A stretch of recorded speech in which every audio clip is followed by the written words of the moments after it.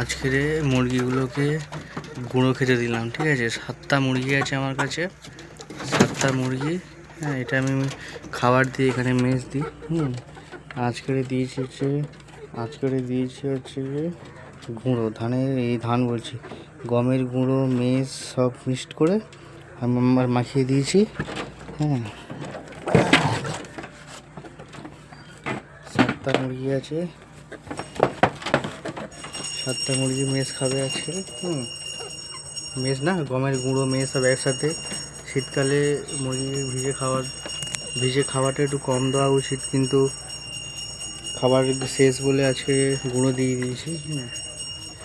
দেখা যাচ্ছে না, অন্ধকার। তো ওরা খেয়ে নিক, তারপরে দেখা যাবে, ঠিক আছে। 7টা মুরগি পুরো পিওর দেশি মুরগি সব, কোনো গুঁড়ো খাচ্ছে ওরা।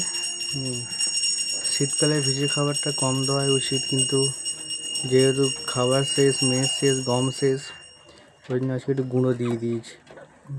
মুরগিগুলো প্রায় অনেক বড়ো বড়ো হয়ে গেছে। প্রায় 1 কিলোর কাছাকাছি আছে হয়তো মোরগগুলো। এই একটা মোরগ, ওই একটা মোরগ। এগুলো সব মুরগি, ওরা এখন খাচ্ছে। আমি সবসময় মুরগিটা খাঁচাতেই রাখি, এই হচ্ছে আমার খাঁচা।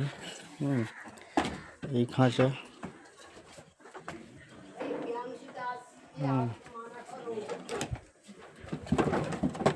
এইগুলা এখন লাফালাফি করছে। খাবার দিয়েছি। এটা মুরগি আছে, বডি ফিটনেস দেখেছো কি সুন্দর, কোনো লো মোটা নেই, কিচ্ছু নেই। সব একদম পারফেক্ট। আমি ছাড়িও খুব কম, যাতে রোগ বালাই না হয়, ঠান্ডা না লাগে। তা ওরা খেয়ে নিক, পরের ভিডিওতে দেখা হবে। শীতকালে মুরগির যত্ন নেবে, আর ভিডিওটা সাবস্ক্রাইব করে দেবে, লাইক করে দেবে, ভালো লাগে তো।